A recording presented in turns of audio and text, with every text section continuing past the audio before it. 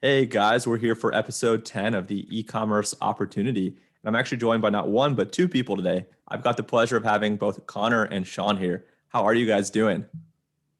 Good, man. Great to Yeah, be doing here. good. Good. We were actually just joking before this that, three people on a Zoom may or may not be the best fit, but hopefully you guys like this. So please let us know some feedback. And Connor and Sean both appreciate you guys being here. Do one or both you guys want to start with like what you guys are working on right now? Yeah, Sean, why Connor, don't you you go. kick it off? Damn, I was gonna, I said I it was gonna hand first. it off to you. Yeah. So I'm the COO of Ridge.com. Connor and I started an agency business together a handful of years ago. Ridge was one of our clients. Ridge ended up buying the agency. We both took equity stake in Ridge, and we've been here growing it ever since. We're a fast-growing wallet company. We're probably the biggest wallet company in America, maybe the world. When we worked on the project, they were doing like 8 million. We did 50 million last year. This year looks like 75 million plus. And yeah, my day to day is just making sure the thing keeps moving. Amazing. Connor, what about yourself? Anything to add there? Yeah, no, Sean covered most of it. He's a COO, so he's handling all the operations and logistics. I'm the CMO, so I just oversee all the marketing. We're a largely direct to consumer business, so it's mostly just performance marketing on the digital side, although we're getting into some out of home, and we're in more retailers. We're expanding internationally across different stores and Amazon, so it's quickly becoming a relatively omni-channel business. Amazing. And I always try to prepare questions ahead of time, but I actually always end up having way more questions on the conversation than I ever come up with. My question that stands out, I actually didn't realize it was Ridge.com. Can we talk about so I got to imagine initially you guys owned Ridge Wallet and then the Ridge.com came sooner. Can we talk through that process?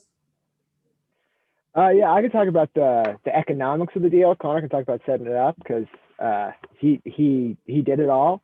No, yeah, so we bought RidgeWallet.com because Ridge.com, this was Kickstarter 2013. There was no way we are going to be able to afford it or get it. Like, it wasn't just available like a lot of domains aren't anymore.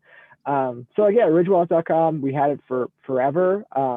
When we started, I think when we had our first $1 million year, we hit up the guy who owned Ridge.com, and he was just, it's like the best domain storage. Super nice guy, family business, bought it in the 80s, and he's like, I'm going to retire soon. I'll hit you up when I retire. We followed up every year for a couple of years, and we ended up making the sale. It wasn't cheap. It wasn't six figures though. So it was sub six figures, but still a lot of money. And we're very happy to have it. And then Connor could talk about how he set it up and made the transition. Yeah, so we've had it when we purchased it beginning of 2018, I think. And we've been using it mostly for vanity URL. So our partnership program would direct to a ridge.com/whoever or podcast and things like that. So we'd use it in that capacity. We didn't make the switch from ridgewallet.com to ridge.com until the end of March.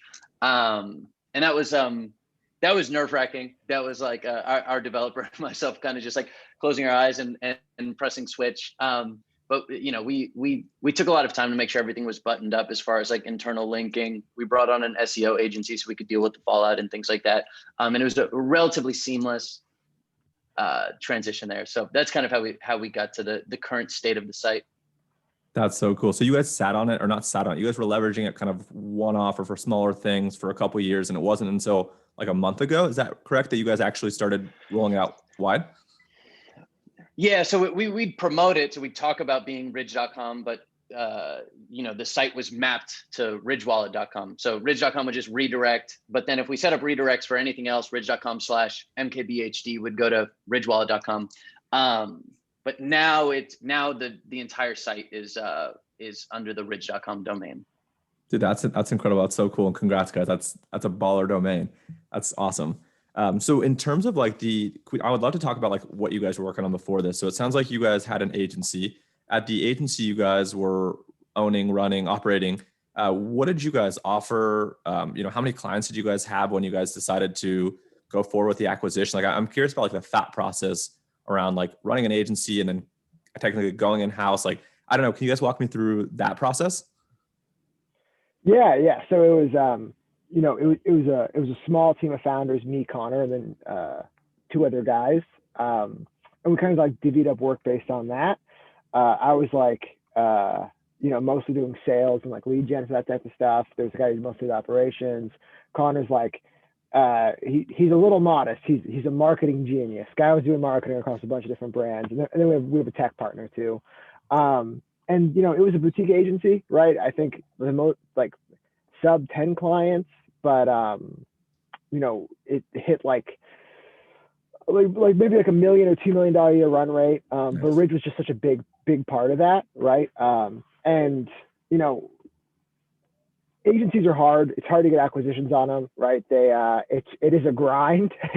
You basically make money off of like man hours, and Ridge it was a very unique business. Never taken venture capital. Never raised any money, right? It's father son on the cap table.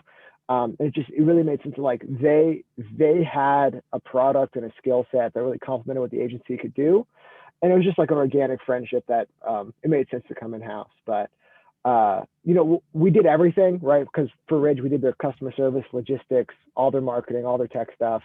That's why the acquisition made so much sense. But it was really focused on like a very niche skill set, which is like equity crowdfunding towards the end of it. And Connor can talk about all the cool stuff he did. Yeah. So I'll backtrack a little bit. So, because Sean and I worked together at an agency before this, that's where we met one of the other co-founders. The agency we started was called Top Hat Ventures. And we basically started Top Hat because we were familiar with the agency model. Like Sean mentioned, it's just a kind of, it's a game of numbers. It's just bodies and manpower that you've got to put into it. So we realized, we could provide a similar service, if not better, for fewer clients, and kind of everybody can come out in a more equitable manner. So that's how we got into it. And for a long time, it was just kind of the performance stack. We do email marketing, we do some site optimizations, we do paid media. And that's what we did for, probably never more than 10 at a time, but over a dozen different clients. Ridge obviously being the biggest one. And then to Sean's point, towards the end, we began working with a lot of equity crowdfunding campaigns, which looks a lot like a performance stack. It's the same sort of paid media. You're just optimizing for a different type of conversion. So yeah, anyway, that's the backstory. Awesome. No, I appreciate that, guys. So, mid 8-figure, getting close to 9-figure brand, like what are your guys' day-to-days look like respectively? I'll take this one first. Because I think, we started when Ridge was much smaller, and, I was able to do a lot of it for a long time. We were slowly adding pieces. And we got to, 50 million last year, which feels like we're definitely punching above our weight class. We're less than 30 full-time employees. We have some outsourced talent. The marketing team's less than 10 full-time employees. Wow. So anyway, punching above our weight class, I think the next sort of leg up for us will require just growing the team. So my day-to-day has been more focused on, we're doing a lot of hiring now, managing teams, just focusing on processes, so that we can sort of scale on our different channels. And then I mentioned earlier, we're expanding internationally. So porting some of those systems over so that we're, setting up the best flows and campaigns we can for EU, UK, Canada, Australia, whatever else. So my day looks like building teams and then kind of repeating those processes across different stores and geos. Nice. Yeah. And, my day-to-day is trying to support Connor and his team, right? There's only, I think we're getting maybe close to 30, right? But it's still just, a very lean team, and like we're still doing a lot of stuff, so we still wear a lot of hats. And you can look at my calendar. I try to talk to like 2 or 3 brands a week and just figure out like what they're doing, like how I can help, like is there anything cool there, cool stuff we can learn from. And then it's like I'm still doing some product stuff. I'm still doing some of the recruiting stuff, and it's just like whatever it takes to like keep pushing this business along. Connor's running the whole marketing team, right? I still do some, partnerships and influencer stuff, and like helping set that up. But also like, the operations stack is basically me and Connor, right? It's like, okay, are we profitable today? Like, what are we doing? Like, what are the campaigns coming up? How are we optimizing? And like, what does the bank account look like? Because we haven't raised money, right? It's very much bootstrapped. So, it's a tag team on that. Awesome. Yeah. And by the way, congrats on all the success. This is so cool. what do you guys think, going from, when you guys started around $5 or $7 million for the company to, $50 million now, like, what do you think has been some of the keys to, running such a successful operation or getting to this scale? Is luck an answer? Great. Yeah, no, I mean, Ridge came out of the golden era of Kickstarter into the golden era of Facebook, right? So like, it's very hard to have the same sort of profitable linear success that we've had in the past, 8 years. And like, they reaped that themselves, had a sustainable business that could attract talent like me and Connor that can then professionalize it into like e-commerce 2.0, e-commerce 3.0, this like current generation we're in. So maybe that answered your question. Maybe it didn't, but the world when we were $5 million a year is just not the world we're in today, right? So if I was a $5 million a year brand right now, I would just be leaning so heavy on content, right? Like, and like trying to build brand like as organically and authentically as possible. And that's like, those things aren't easy. Like you can't like, I'm saying those words, but it's like, it's an insurmountable task. And that's why there's so much hype around influencer brands, right? Because like they have that authenticity. Because or else you're just paying to win and someone out there has a bigger bank account and can probably beat you or you to death by 1,000 cuts. But Connor probably has a more articulate answer. No, I've got some other thoughts here. Sean's right. There is a lot of luck involved. I mean, one of the things about Ridge is from a product standpoint, like we're very well differentiated. Ridge has kind of solidified themselves as like the minimalist wallet. There's more people looking for Ridge wallet every month than there are looking for men's wallets. And that just takes time. That's like first mover advantage. It's also an incredibly broad category. There are kind of all these crazy stats around the way that men buy wallets. 50% of them haven't gotten one in over a year, and then 30 of which haven't gotten one in 5 years. Most of them are gifted. So I think Ridge, when Daniel, the CEO, started the company, kind of stumbled into this products category that nobody had thought about, created something that really resonated with people. And it's just kind of been the ideal business to be able to scale, especially over the timeline Sean mentioned, like just being able to get those initial early years where there was like a really big arbitrage opportunity across all these digital channels, to having solidified our brand to some degree so that we can just continue to capitalize today. Which, yeah, to Sean's point, is not like a replicable process. But I think there are obviously some key attributes in there that have helped us gotten to where we are. Dude, that's awesome. I appreciate it, guys. Connor, I guess this might be more of a question for you, but can we talk through kind of some of the main channels like in your marketing mix? Obviously, right, there's the standard channels, I'm sure. Are there any channels in addition to any channels you want to talk about that people aren't doing really in D2C? I feel like, we got connected. I don't know if it was like out of home or there's kind of some interesting things I feel like that you guys were talking about. Yeah. So I mean, I think one of the things we've been doing for years is just trying to be first movers on a lot of these platforms. So like when we had started Top Hat, we were one of the first agency accounts on Snapchat. Ridge was mentioned on a Snapchat earnings call in 2018 as like an example of a DR advertiser that was seeing success. And we saw so much success with like getting to Snap early. We've just tried to replicate that across other platforms. So like we were relatively early on TikTok. I think there are some other channels that people don't take full advantage of, like Google Display. I'm a huge fan of programmatic YouTube. I'm a huge advocate of, and I think those often get overlooked because there's like, without getting too far into the weeds, there's like a bunch of attribution issues within the Google Ads platform. So we just try to find those pockets that are overlooked. And because we can target a broad audience, because we could like essentially just target men, we're typically able to see success there. So that's some examples, but now we're on linear TV. We've been there for a year. We're on Live Intent. We do a lot of native email newsletter buying. We're on like places like Tapjoy, like mobile app advertising. So we try to be really diversified and just kind of ebb and flow with demand. So like we're preparing for Father's Day right now, and just like making sure we're casting a wide net across all these different channels. Awesome. Yeah, it's super helpful. I know earlier you guys mentioned, I think you guys leverage some agencies as well as internal employees. If that's correct, how do you guys decide like which roles to keep internal and which kind of roles or positions to kind of hire kind of outside resources like agencies or freelancers? Do you have thoughts on this, Sean? Outside of the marketing realm, you're not really hiring a lot of agencies for stuff, right? Like I'm putting creative under marketing, putting tech under marketing, right? Because I think every company that's selling stuff is a marketing company now. I think everything is just digital marketing for the most part. But like the logistics side of the business, like your accountant's typically going to be outsourced, your lawyer's typically going to be outsourced. You can call those agencies if you want. I would say like ultimately, we come from the agency world, so we're pretty good at smelling bad agencies versus good agencies, right? And we'd like to have more people internal. And if anyone's listening wants a job, hit up me or Connor and we'll hire you. Hiring has been just really challenging, right? It's just what we found in the market is like, if you're really good, if you're an A+ player, right, you either want to start an agency or you want to be a freelancer and you don't really want to come in-house.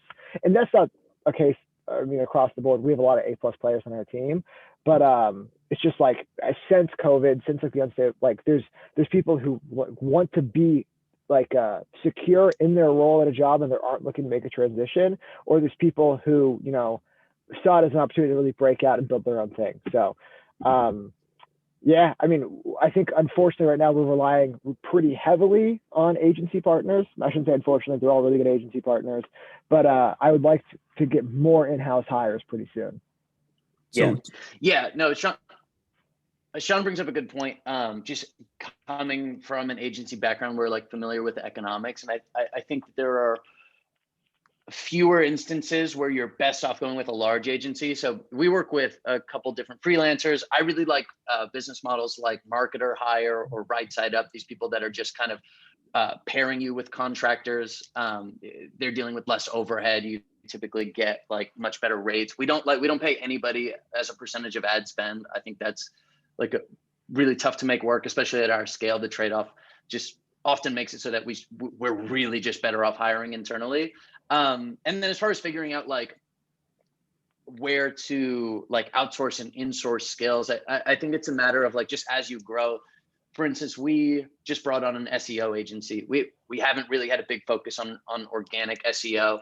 In the past, it's not something that I'm perfectly comfortable just hiring for off the bat. So we'll probably bring an SEO agency on, work with them for the rest of the year or so, figure out what's working best, maybe hire someone internally, hire someone else to like just sort of quarterback them a little bit further. So it's a matter of kind of ebbing and flowing there, I think, as you grow. Cool. Yeah, no, that makes sense. Appreciate that. In terms of like tools, like what tools are you guys using to run the business or to plan the business, manage internal and kind of external talent? Like, what are some tools that you guys can't live without? We use Monday.com. I could live without it. I don't know if Connor could, right? Totally. I hate Monday.com. Yeah. I mean, I think it's good for a lot of processes. I mean, I spend most of my day in email or Slack. I mean, I still do most stuff in just Google Sheets. I do a lot of presentations. Connor can tell you how good they are. But Connor built what he calls like the daily growth dashboard, and he should really talk about that because like that's probably the backbone of running a profitable DR business on a day-to-day basis. Yeah, I was just gonna say Google Sheets is like the one tool that definitely could not live without. We use Supermetrics right now, who's also like great. Like it powers the whole sheet. I feel a lot of ways about Supermetrics because they're getting really expensive. But that's what we do. So we pull in all ad spend, a lot of site metrics, and just pull out certain dashboards. So like I have it built out. So I spent most of yesterday just figuring out our budgets for the next like 2-3 months. And I'm able to quickly just pivot around historical data. We're projecting some sort of growth. I can look at how our ad spend has been distributed the last 30 days and apply those. And I had like a pretty granular build out of what our next couple of months look like. And that's all just Google Sheets basically. And I haven't found a tool that I really love that kind of replaces that. So yeah, it's Google Sheets for the most part, but we use Slack, we use Monday. Those are kind of the key ones for us. Awesome. I have 2 or 3 more questions and I really appreciate your guys' time. This next question, so people listening will be in 3 buckets, right? They'll be on the brand side, the agency side, or the freelance side. Seeing as that you guys have been on the agency side, maybe you guys started some freelance stuff, and now you're kind of on the brand side. If you either A, were to start a business, or if you want to go in the route B, could recommend a business to someone to start, which of the 3 paths do you think you would take and why? Yeah, I'm curious to hear Connor's answer because I tell him all the time what I would do. So Connor, take it off. This is to clarify. It's if I were starting a business today, I'd start a brand, an agency, or become a freelancer? Yeah, either if you yourself, like knowing what you know, like what would you do? Or, if it's easier, what would you recommend someone to do knowing what you know? Yeah. Um, I like if I had to start a business today, I mean, because Sean and I did this before, so I'd probably start some sort of agency. What I like is like I'd probably want to look more like a freelancer, but just have really good processes built out. Like when we did Top Hat, Sean described it as us doing everything. In hindsight, I think we would have been much better off focusing on very particular things and having really tight processes built around that. Much easier to sell, much easier to scale. You could hire people into those. And I think those are interesting businesses. So like, I'm trying to think of an example. And if you can be like tech enabled at all. So when I first built out like the daily growth dashboard 2.5 years ago or whatever, I was like, oh, this could be a service. Like I'd be a freelancer who just managed like the analytics. You wouldn't have to charge that much. I think you provide a lot of value. And it's basically built around your knowledge of Supermetrics and Google Sheets or Data Studio or something like that. So I'd probably try to be a really lean freelancer with the idea that sparingly I could hire people into a very particular service. Nice. So would you go to the point of saying like you'd almost build like a productized service of sorts? Yeah. And I feel like a lot of people are talking about that now. I just read a couple months ago, I read Built to Sell. Have you read it? No, I haven't, but I've heard good things. Yeah, it's great. It's really simple. It's just about this guy. He was at an agency who did everything, and he talked to someone. He said he wanted to sell it, and he talked to this guy, and he's like, "Yeah, can't really sell this thing. It's not clear what it is. It does everything. You have these people wearing like multiple hats." So the whole book's about him dialing it in around logo design, and that's like he builds out this like really like efficient process and really lean team that just designs logos.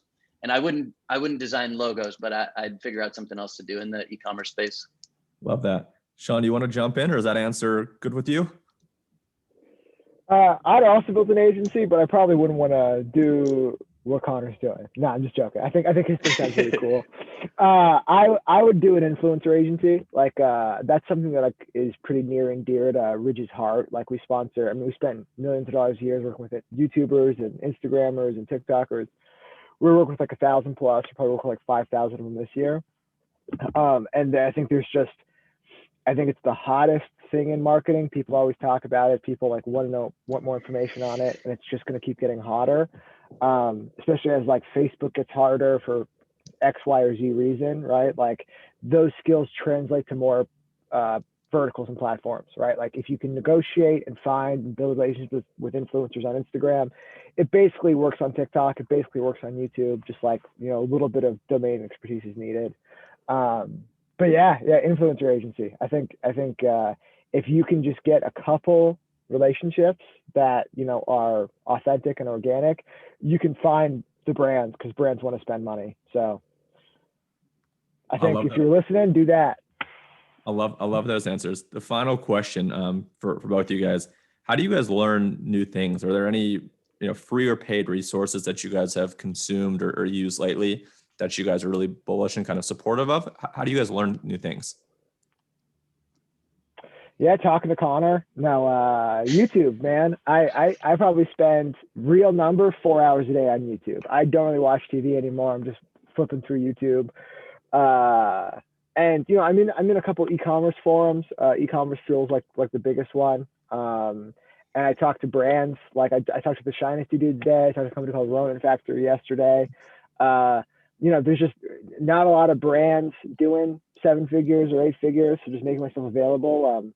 And just like learning and talking about stuff. I wish there was better resources, but the higher up you move, just the smaller your cohort ends up being. Yep. Makes sense. Yeah. I spend a lot of time on Twitter. That's probably where I get a lot of it. I'm in the Demand Curve Slack is a good one. I'm trying to think about some others, maybe some good Facebook groups. I listen to a couple podcasts that are good. See, it's a lot of time online. Yeah, it makes sense. Well, dude, this was awesome. So hopefully you guys changed your mind from the start to the end on how cool 3 people on Zoom was. I personally loved this. I thought this was great. So I appreciate you guys being here. Best way for people to learn more about Ridge, learn more about you guys. What are some links you guys want me to drop? Yeah, I mean, you can email me. A lot of people have emailed me. You can have me on LinkedIn. I think I have a Twitter, at Sean Ecom. Yeah, just so Sean is Sean at Ridge.com, and I'm Connor at Ridge.com for actual emails to send to. Great. And then Connor, your Twitter, is that a good place to send people as well? Yeah. I'm on Twitter. I'm at COUUOR. So it's like Connor, but the N's are upside down. Cool. I'll drop your guys' links, and thank you guys so much for being here. Yeah. Thank you, Chase. All right. See you guys. Man. Bye.